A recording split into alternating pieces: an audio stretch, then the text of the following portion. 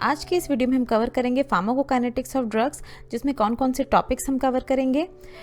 Brief explanation दी जाएगी pharmacokinetics mechanism of all the drugs. नमस्कार दोस्तों, मेरा नाम है स्तुति। लर्निंग फार्मेसी चैनल पे आपका स्वागत है।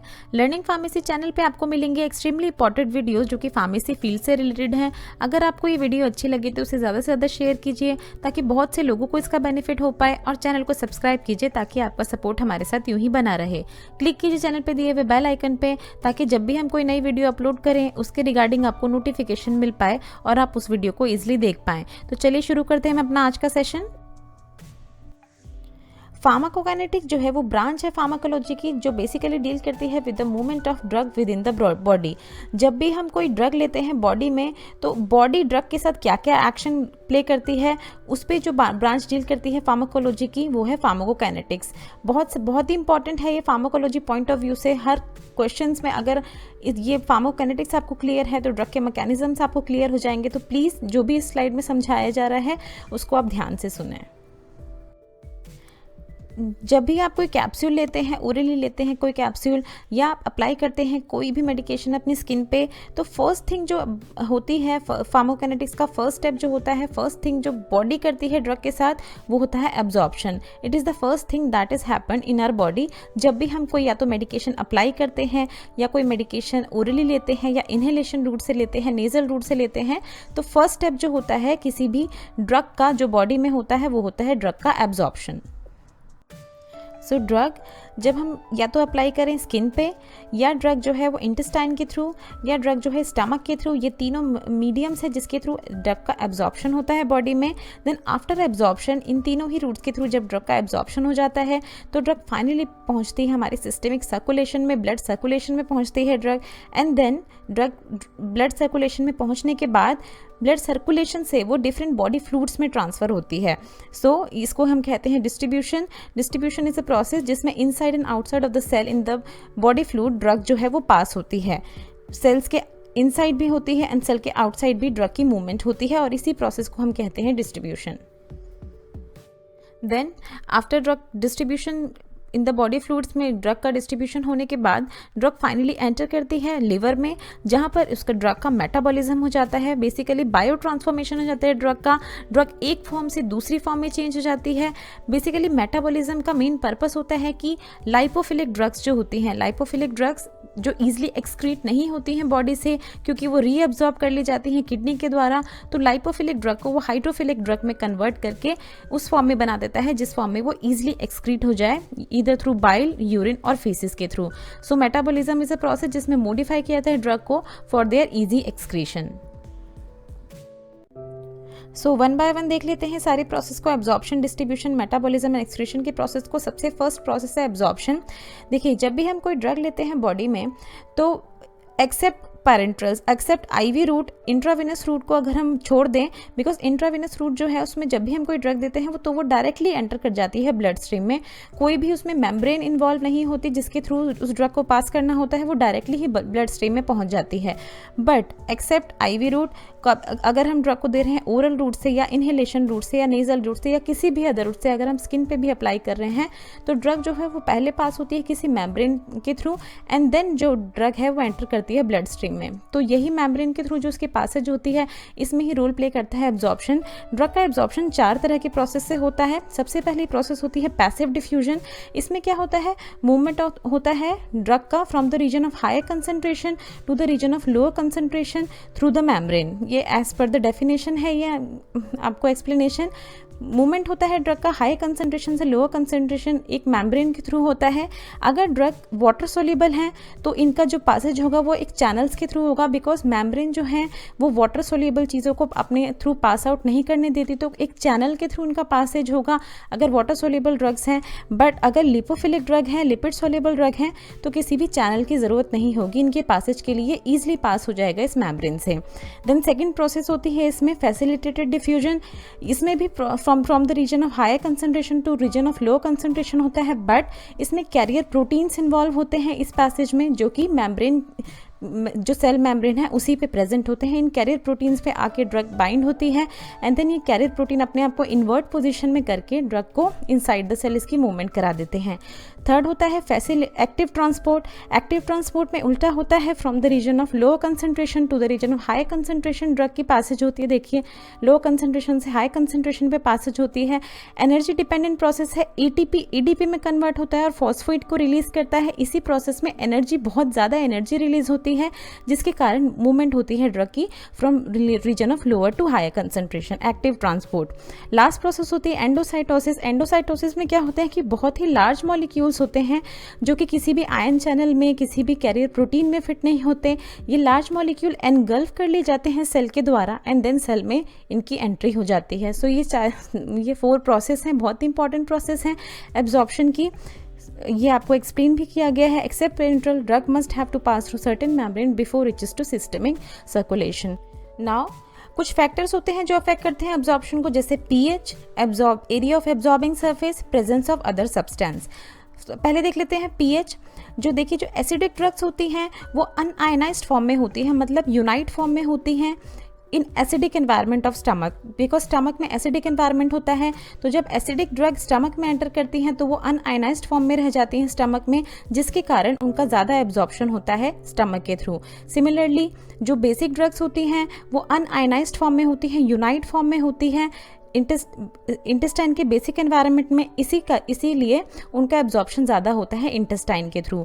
ऐसे ही एरिया ऑफ एब्जॉर्बिंग सरफेस में क्या है कि स्टमक जो है उसमें क्या होता है, उसका एब्जॉर्बिंग सरफेस जो है वो कम है, कम सरफेस एरिया है स्टमक का। इसके कारण जो एब्जॉर्प्शन है वो कम होता है स्टमक में as compare to that of intestine, because intestine का एब्जॉर्बिंग सरफेस बहुत ज़्यादा है as compare to that of stomach.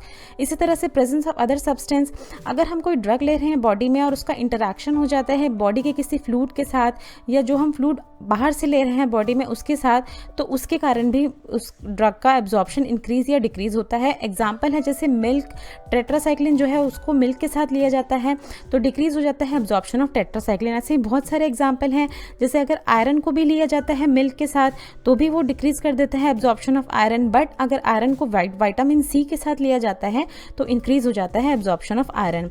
ऐसे ही जो एंटी हाइपरलिपिडेमिक ड्रग्स होती हैं जैसे स्टैटिन्स, जो कोलेस्ट्रॉल लो करने के लिए जानी जाती हैं, उनको जब फूड के साथ लिया जाता है तब उनका एब्जॉर्प्शन जो है वो इंक्रीज होता है। इसीलिए डॉक्टर जो प्रेफर करते हैं कि जब भी कोलेस्ट्रॉल लोअरिंग जो ड्रग्स ले अगर पेशेंट, तो वो उसको फूड के साथ ले। इसी तरह से एस्प्रिन जो है वो कभी भी एम्प्टी स्टमक में नहीं दिया जाता, वो हमेशा फूड के साथ दिया जाता है, जबकि एंटीबायोटिक्स जो है वो एम्प्टी स्टमक में दी जाती हैं। सो ये थे factor affecting absorption. Now bio availability, इसी एब्जॉर्प्शन से ही एक कंसेप्ट निकल के आता है बायो अवेलेबिलिटी का। बायो अवेलेबिलिटी क्या होती है कि देखिए जैसे हम कोई ड्रग ले रहे हैं 100 mg ऑफ ड्रग ओरली, अगर हम किसी भी रूट से ले रहे हैं except parenteral, except IV route से, अगर हम किसी भी रूट से ड्रग को लेते हैं तो उसकी पूरी की पूरी कंसंट्रेशन जो है वो हमारी ब्लड सर्कुलेशन तक नहीं पहुंचती। क्यों नहीं पहुंचती? बिकॉज उस प्रोसेस के दौरान ड्रग जो है उसका मेटाबॉलिज्म हो जाता है लिवर के थ्रू। देन जो अमाउंट, जैसे इसमें 100 mg ऑफ ड्रग हमने दी है तो उसका मेटाबॉलिज्म हो गया लिवर के थ्रू, 70 mg बची। Then rest of the drug जो है वो एक्सक्रीट हो गई है। Then only 50 mg of drug जो है, फॉर एग्जांपल है ये सिर्फ कि सिर्फ 50 mg ऑफ ड्रग जो है वो ही एंटर करती है सिस्टमिक सर्कुलेशन में। तो बायो अवेलेबिलिटी वो फ्रैक्शन होता है ड्रग का जो एक्चुअल में रिस्पॉन्सिबल होता है डिजायर्ड इफेक्ट प्रोड्यूस करने के लिए। इसी तरह से अगर हम आईवी रूट से देते हैं तो उसमें कोई भी फर्स्ट पास मेटाबॉलिज्म नहीं होता, वो सारी की सारी ये वाली प्रोसेस जो है बाईपास हो जाती हैं और ड्रग जो है वो सीधे ही रीच करती है सिस्टमिक सर्कुलेशन में। सो बायो अवेलेबिलिटी का कंसेप्ट भी है, ये इंपॉर्टेंट है बहुत आपको समझने के लिए। देन बायो अवेलेबिलिटी से ही एरिया अंडर कर्व का कंसेप्ट भी हम समझ सकते हैं, बहुत ही इंपॉर्टेंट है एग्जाम पॉइंट ऑफ व्यू से। देखिए जब हम ग्राफ प्लॉट करते हैं plasma drug concentration versus time, और हम ग्राफ प्लॉट करते हैं आईवी रूट और ओरल रूट के बीच में क्या है कोरिलेशन, क्या है जब ड्रग जो है एडमिनिस्टर की जाती है। देखिए आईवी रूट जो है सबसे पहले उसमें ड्रग की कंसंट्रेशन 100% होती है। ड्रग यहाँ से कंसंट्रेशन उसका लोअर होना शुरू होता है जब तक कि वो लोवेस्ट पॉसिबल लेवल पे नहीं पहुँच जाती। बट ओरल रूट में तो कभी ड्रग की कंसंट्रेशन 100% पहुँचती ही नहीं है, वो अपनी मैक्सिमम लिमिट तक पहुँचती है एक टाइम के बाद, एंड देन उसकी कंसंट्रेशन जो है वो फिर डिक्रीज होने लगती है प्लाज्मा में और वो अपनी मिनिमम वैल्यू तक पहुँच जाती है। तो अगर हम एरिया अंडर कर्व प्लॉट करेंगे, ये जो है ये वाला एरिया जो है ये ओरल रूट के लिए है और ये वाला एरिया जो है ये आईवी रूट के लिए है। तो बायो अवेलेबिलिटी का फॉर्मूला होता है area under curve for oral route divided by area under curve of IV route into 100। तो इससे हम पता लगा सकते हैं कि कितना फ्रैक्शन जो है जो हम ड्रग का दे रहे हैं जो एक्चुअल में रिस्पॉन्सिबल है किसी इफेक्ट को प्रोड्यूस करने के लिए। मतलब अगर 100 mg हम पैरासीटामोल की टैबलेट दे रहे हैं तो उस 100 mg में से कितनी mg पैरासीटामोल का एक्चुअल अमाउंट कितना है जो कि बुखार को लोअर कर रहा है। सो ये कंसेप्ट भी बहुत इंपॉर्टेंट है समझने के लिए एरिया अंडर कर्व का। देन आफ्टर एब्जॉर्प्शन होती है डिस्ट्रीब्यूशन प्रोसेस। जब बॉडी में ड्रग एक बार एब्जॉर्ब हो गई तो फिर वो डिस्ट्रीब्यूट होती है बॉडी के अलग अलग बॉडी फ्लूइड्स में डिस्ट्रीब्यूट होती है, सेल्स के इनसाइड एंड आउटसाइड, जैसे हम प्रीवियस अभी हमने डिस्कस किया था। तो डिस्ट्रीब्यूशन भी जो है वो सर्टेन फैक्टर्स पे डिपेंड करता है, सर्टेन फैक्टर अफेक्ट करते हैं डिस्ट्रीब्यूशन को। जैसे फर्स्ट है इसमें लाइपोफिलिसिटी, मोर लाइपोफिलिक ड्रग होंगे तो उनका ज़्यादा डिस्ट्रीब्यूशन होगा as compare to that of hydrophilic drug. अगर हाइड्रोफिलिक ड्रग है, वाटर सोल्यूबल ड्रग है, तो उनका डिस्ट्रीब्यूशन जो है वो कम होगा as compare to that of lipophilic drugs. Blood flow भी रोल प्ले करता है डिस्ट्रीब्यूशन में। जैसे जो ब्रेन है उसमें ब्लड का फ्लो ज़्यादा होता है अगर हम कंपेयर करें स्किन से। तो अगर कोई भी ड्रग जो है वो ब्रेन के ब्लड ब्रेन बैरियर होता है BBB, अगर उसको क्रॉस कर जाती है तो ज़्यादा चांसेस हैं कि वो ब्रेन में एक्यूमुलेट हो जाए। देन कैपिलरी परमिएबिलिटी, ये कैपिलरी परमिएबिलिटी क्या होता है कि कैपिलरीज के थ्रू कैपिलरी को पेनिट्रेट करने की कितनी क्षमता है उस ड्रग में। तो कैपिलरी परमिएबिलिटी जो है लीवर में ज़्यादा होती है as compare to that of brain. Liver में कैपिलरी परमिएबिलिटी की एफिकेसी जो है वो ज़्यादा होती है। इसी वजह से लिवर में अगर कोई ड्रग जाती है तो वहाँ डिस्ट्रीब्यूट होने का ज़्यादा चांसेस होते हैं, वहाँ एक्यूमुलेट होने का ज़्यादा चांस होता है as compare to that of brain. इसी तरह से प्लाज्मा एंड टिश्यू बाइंडिंग बहुत ही इंपॉर्टेंट है। ये जो प्लाज्मा बाइंडिंग होती है मेनली एल्ब्यूमिन होता है जिसमें बहुत सारी ड्रग्स बाइंड होती हैं और इस प्रोसेस के कारण जो ड्रग प्रोटीन बाइंडिंग होती है इस प्रोसेस के कारण ड्रग का डिस्ट्रीब्यूशन जो है वो डिक्रीज हो जाता है। लास्ट होता है वॉल्यूम ऑफ डिस्ट्रीब्यूशन, इसको हम अच्छे से समझते हैं अपनी नेक्स्ट स्लाइड पे। नाउ वॉल्यूम ऑफ डिस्ट्रीब्यूशन देख लेते हैं। वॉल्यूम ऑफ डिस्ट्रीब्यूशन क्या होता है? ये एक एपरेंट वॉल्यूम होता है जिसमें ड्रग डिसॉल्व होती है आफ्टर रीचेस टू इक्विलिब्रियम। एक ऐसा वॉल्यूम जिसमें ड्रग डिसॉल्व हो बॉडी फ्लूइड में, जब वो इक्विलिब्रियम में पहुंच चुकी है, जब उसकी कंसंट्रेशन जो है जब वो पूरी तरह घुल चुकी है बॉडी में, उसके बाद जो वो वॉल्यूम ऑक्यूपाई करती है बॉडी फ्लूइड का, उसको हम कहते हैं वॉल्यूम ऑफ डिस्ट्रीब्यूशन। अगर इसे ठीक से समझना है तो हम इसे थोड़े से एग्जाम्पल से समझ लेते हैं। मान लीजिए हमारे पास एक बीकर है, उसमें वाटर है, बट वाटर का हमें वॉल्यूम नहीं पता। जिस तरह से हमें बॉडी में कितने फ्लूइड्स हैं उनका वॉल्यूम मेजर कर पाना बहुत मुश्किल है, हम नहीं प्रेडिक्ट कर सकते कि कितने सारे फ्लूइड्स में ड्रग डिसॉल्व होती हैं। तो इसी तरह ये बीकर है, इसमें वाटर है, हमें इसका वॉल्यूम नहीं पता, बट हमने क्या किया कि ड्रग को मेजर किया, 1000 mg ऑफ ड्रग हमने वेइंग मेजर से मेजर किया एंड देन हमने इस ड्रग को इसमें पूरी तरह डिसॉल्व कर दिया। Then after reaches to equilibrium, जब ये ड्रग पूरी तरह इसमें घुल चुकी है तो क्या होगा, उसके बाद हमने क्या किया कि आफ्टर रीचेस टू इक्विलिब्रियम इसकी कंसंट्रेशन ऑफ द ड्रग जो है इस सॉल्यूशन में मेजर की। हमारे पास एक ऐसा इंस्ट्रूमेंट है जो कि मेजर करता है कंसंट्रेशन ऑफ ड्रग, उससे हमने मेजर की तो कंसंट्रेशन ऑफ ड्रग जो आई इस सॉल्यूशन में वो आई 50 mg पर लीटर। तो ये कौन सी कंसंट्रेशन है? ये ड्रग की वो कंसंट्रेशन है जो कि ड्रग ऑक्यूपाई कर रहा है आफ्टर रीचेस टू इक्विलिब्रियम। मतलब ड्रग जो है वो वाटर के मॉलिक्यूल को डिस्प्लेस करता है बिकॉज वो पूरी तरह घुल चुका है इस सॉल्यूशन में। तो पूरी तरह घुलने के बाद वो क्या करेगा, वो वाटर का स्पेस ऑक्यूपाई करेगा अपनी कंसंट्रेशन को वाटर में इंक्रीज करने के लिए। तो ये कौन सी कंसंट्रेशन है? 50 mg पर लीटर, जो उसने वाटर को डिस्प्लेस किया है उसकी कंसंट्रेशन। तो वॉल्यूम ऑफ डिस्ट्रीब्यूशन क्या होता है? Amount of drug in the body divided by concentration of the drug in blood plasma. तो अगर हम इसको ब्लड प्लाज्मा अगर हम इसको एस्टिमेट करें कि ये ब्लड प्लाज्मा है हमारा, तो अमाउंट ऑफ ड्रग जो हमने दिया that is 1000 mg divided by concentration of drug in blood plasma जो हमारी है 50 mg पर लीटर, तो हमारा वॉल्यूम ऑफ डिस्ट्रीब्यूशन आया 20 लीटर्स। तो ये एक तरह का एस्टिमेट था जो आपको एग्जाम्पल के थ्रू समझाया गया है कि वॉल्यूम ऑफ डिस्ट्रीब्यूशन कैसे निकाला जाता है। नाउ हम अपनी बॉडी के सैंपल से कैसे निकाला जाता है वॉल्यूम ऑफ डिस्ट्रीब्यूशन? इंजेक्ट किया जाता है ड्रग को, देन वेट किया जाता है अंटिल इक्विलिब्रियम इज अटेन, जब वो ड्रग पूरी तरह बॉडी में डिसॉल्व हो जाए तब तक का वेट किया जाता है। Then take a sample and measure the concentration, then sample लिया जाता है बॉडी में एंड देन कंसंट्रेशन को मेजर किया जाता है। फिर सेम इसी फॉर्मूले से अमाउंट ऑफ ड्रग जो हमने इंजेक्ट किया है बॉडी में divided by concentration of that drug in blood plasma, जो हमने यहाँ से कंसंट्रेशन मेजर की है उसके थ्रू हम निकाल सकते हैं volume of distribution. Volume of distribution जो है वो बहुत ही इंपॉर्टेंट होता है डोसेज प्रिडिक्ट करने के लिए, बिकॉज वो ड्रग्स जिनका हायर वॉल्यूम ऑफ डिस्ट्रीब्यूशन होता है, जैसे लाइपोफिलिक ड्रग्स होती हैं, उनका वॉल्यूम ऑफ डिस्ट्रीब्यूशन बहुत ज़्यादा होता है, वो बॉडी फ्लूइड्स में बहुत ज़्यादा डिजॉल्व होती हैं। तो उन केसेस में क्या होता है कि हमें अमाउंट ऑफ ड्रग ज़्यादा देना होता है अगर हम उनको डिजायर्ड कंसंट्रेशन चाहिए ब्लड प्लाज्मा में। सेम कन्वर्स भी ट्रू होता है, वो ड्रग जिनका वॉल्यूम ऑफ डिस्ट्रीब्यूशन कम होता है, जैसे हायर मॉलिक्यूलर वेट ड्रग्स जो होती हैं उनमें अमाउंट ऑफ ड्रग हमें लेस अमाउंट ऑफ ड्रग में ही उनकी concentration of the drug in blood plasma जो है वो रीच हो जाती है। So this is all about volume of distribution. अब देख लेते हैं एलिमिनेशन। एलिमिनेशन जो होती है हमारी बॉडी में वो मेनली बाय 3 रूट से होती है। Hepatic means through liver, renal means through kidney and biliary route means through bile duct. So ये टोटल बॉडी क्लियरेंस का फॉर्मूला है जो कि सम होता है hepatic plus renal plus bile plus some other routes का। एलिमिनेशन जो होती है हमारी बॉडी में वो मेनली बाय 2 काइनेटिक्स के थ्रू होती है, first order kinetics and 0 order kinetics. तो वो देखते हैं हम अपनी नेक्स्ट स्लाइड पे। नाउ फर्स्ट ऑर्डर काइनेटिक्स में क्या होता है, रेट ऑफ एलिमिनेशन जो है वो डायरेक्टली प्रोपोर्शनल होता है concentration of the drug in body, उतना ही एलिमिनेशन होता है जितनी ड्रग की कंसंट्रेशन होती है बॉडी में। अगर हम एग्जांपल के थ्रू समझे तो अगर हम 1000 mg ड्रग दे रहे हैं तो कुछ फ्रैक्शन ऑफ ड्रग जो है वो एलिमिनेट हुआ एंड बॉडी में जो ड्रग बची वो 840 mg, देन अगेन कुछ एलिमिनेट हुआ, then 706 mg and then so on, ऐसे ही रिपीट होता रहता है। मीन्स ड्रग का mg जो है वो हर टाइम वेरी कर रहा है, बट जो फ्रैक्शन ऑफ एलिमिनेशन है मीन्स जितना फ्रैक्शन ऑफ ड्रग एलिमिनेट हो रहा है वो सेम है।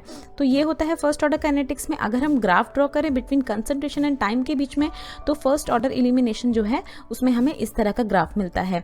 देन 0 ऑर्डर काइनेटिक्स होता है, कुछ ड्रग जैसे एस्पिरिन फॉलो करती हैं हमारी बॉडी में 0 ऑर्डर काइनेटिक्स।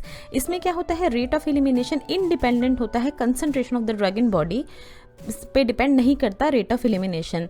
इसमें रेट ऑफ एलिमिनेशन कांस्टेंट होता है। अगर सेम एग्जांपल के थ्रू हम समझें तो अगर हम 1000 mg ड्रग दे रहे हैं तो 200 mg जो है ड्रग एलिमिनेट हुई एंड हमारी बॉडी में 800 mg बची, देन अगेन 200। इसमें क्या है कि अमाउंट ऑफ ड्रग जो है वो सेम है बट फ्रैक्शन डिफरेंट है। सबसे पहले 20% एलिमिनेट हुई, देन 25%, देन 33%। तो इस तरह का जो फ्रैक्शन, इस तरह का जो ग्राफ बनेगा 0 ऑर्डर काइनेटिक्स का वो ऐसे बनता है, इस तरह का स्ट्रेट ग्राफ होता है। जो first order and 0 order kinetics से हम हाफ लाइफ भी प्रेडिक्ट कर सकते हैं। हाफ लाइफ क्या होता है, ये हाफ लाइफ जो होता है ये टाइम रिक्वायर्ड होता है by the amount of drug in the body to reduce to its 1/2। वो टाइम जिस पे हमारी बॉडी में जो ड्रग है वो अपनी हाफ कंसंट्रेशन में पहुंच जाए, उस टाइम को हम कहते हैं हाफ लाइफ। सो अभी हाफ लाइफ से हम स्टेडी स्टेट जो है वो भी प्रेडिक्ट कर सकते हैं। अपनी नेक्स्ट स्लाइड पे देख लेते हैं स्टेडी स्टेट के बारे में। ना समझ लेते हैं स्टेडी स्टेट कंसेप्ट के बारे में। स्टेडी स्टेट एक ऐसी स्टेट होती है जो हमारी बॉडी में आती है जब रेट ऑफ एडमिनिस्ट्रेशन इक्वल हो जाता है रेट ऑफ एलिमिनेशन के। जिस रेट से हम ड्रग को एडमिनिस्टर कर रहे हैं वो इक्वल हो जाता है जिस रेट से ड्रग बॉडी से एलिमिनेट हो रही है। क्यों ज़रूरी है स्टेडी स्टेट का कंसेप्ट समझना, बिकॉज जब भी हम कोई ड्रग देते हैं बॉडी में तो हम चाहते हैं कि वो ड्रग जो है वो अपनी थेराप्यूटिक रेंज में रहे, मतलब जिस इफेक्ट के लिए, जिस डिसीज़ के लिए वो ड्रग दी जा रही है वो उसको क्योर करे, बट वो टॉक्सिक ना हो, बॉडी में उसकी कंसंट्रेशन इतनी ज़्यादा ना हो जाए कि वो टॉक्सिसिटी कॉज करने लगे। इसीलिए हमें स्टेडी स्टेट कंसेप्ट समझना बहुत ज़रूरी होता है। ये देखिए हमारी स्टेडी स्टेट कंसंट्रेशन है, ये हमें आफ्टर 4 to 5 हाफ लाइफ जो है उसके बाद मिलती है स्टेडी स्टेट कंसंट्रेशन। देन एक लोडिंग डोज कंसेप्ट भी होता है जो समझना ज़रूरी है। बहुत सारे लाइफ थ्रेटनिंग इन्फेक्शंस होते हैं, डिसीज़ जैसे स्ट्रोक्स होते हैं, कोरोनरी हार्ट डिसीजेज एक्सेट्रा। इनमें क्या होता है कि हम इतना लंबा टाइम का इंतज़ार नहीं कर सकते पेशेंट के लिए, बिकॉज पेशेंट जो है वो क्रिटिकल कंडीशन में होता है। देन उस केस में क्या किया जाता है, लोडिंग डोज दे दी जाती है। लोडिंग डोज बाईपास कर देती है इस वाली फेज जो है उसको, एंड देन जो ड्रग है वो सीधे ही स्टेडी स्टेट में पहुंच जाती है। So this is all about steady state concept. Then हमारी किडनी जो है वो इजीली एलिमिनेट कर देती है हाइड्रोफिलिक ड्रग्स को। जो वाटर सोल्यूबल ड्रग्स हैं वो इजीली एलिमिनेट हो जाते हैं वाया किडनी, बट जो लाइपोफिलिक ड्रग्स होते हैं वो रीअब्जॉर्ब हो जाते हैं रीनल ट्यूब्यूल्स जो हैं किडनी के रीनल ट्यूब्यूल्स में लाइपोफिलिक ड्रग्स रीअब्जॉर्ब हो जाते हैं। तो इसीलिए लिवर केम इन रेस्क्यू, लिवर आता है, लिवर इसीलिए रोल प्ले करता है मेटाबॉलिज्म में। मेटाबॉलिज्म प्रोसेस में क्या होता है कि मेनली लिवर जो है वो लाइपोफिलिक ड्रग्स जो हैं उनको हाइड्रोफिलिक ड्रग्स में कन्वर्ट करने की कोशिश करता है, जिससे वो ड्रग जो है वो ईजिली एलिमिनेट हो जाए बॉडी से वाया किडनी। तो लिवर जो है मेटाबॉलिक रिएक्शन, 2 टाइप्स की मेटाबॉलिक रिएक्शंस करता है liver, phase 1 metabolic reaction and phase 2 metabolic reaction, जिसके थ्रू लाइपोफिलिक ड्रग्स जो है वो हाइड्रोफिलिक ड्रग्स में कन्वर्ट होकर इजिली एलिमिनेट हो जाती हैं फ्रॉम बॉडी। सबसे पहले जो लिवर है वो फेज 1 मेटाबॉलिक रिएक्शन करता है। फेज 1 मेटाबॉलिक रिएक्शन में क्या होता है, making the drug more hydrophilic by unmasking the polar functional group. जो पोलर फंक्शनल ग्रुप प्रेजेंट होता है लाइपोफिलिक ड्रग है, इसमें अगर कोई पोलर फंक्शनल ग्रुप प्रेजेंट है तो उसकी अनमास्किंग कर देता है, मीन्स उसको रिवील कर देता है, उसको सामने ला देता है। तो फेज 1 रिएक्शन कौन कौन से होते हैं, ऑक्सीडेशन रिएक्शन जिसमें ऑक्सीडाइज कर देता है लाइपोफिलिक ड्रग को, then hydrolysis reaction, then reduction, इसमें रिडक्शन कर देता है ये लाइपोफिलिक ड्रग्स की। देखने वाली बात ये है कि phase 1, most of the phase 1 reaction जो है वो कैटालाइज्ड होते हैं बाय द एंजाइम। बहुत इंपॉर्टेंट क्वेश्चन है ये, cytochrome P450। Cytochrome P450 main enzyme है जो कि most of the phase 1 reaction जो है उसको कैटालाइज करता है। देन अगर ड्रग जो है फेज 1 रिएक्शन के बाद भी लाइपोफिलिक रह गई, अगर स्टिल उनमें लाइपोफिलिक कैरेक्टर रह गया, देन फेज 2 रिएक्शन जो है लिवर कंडक्ट करता है।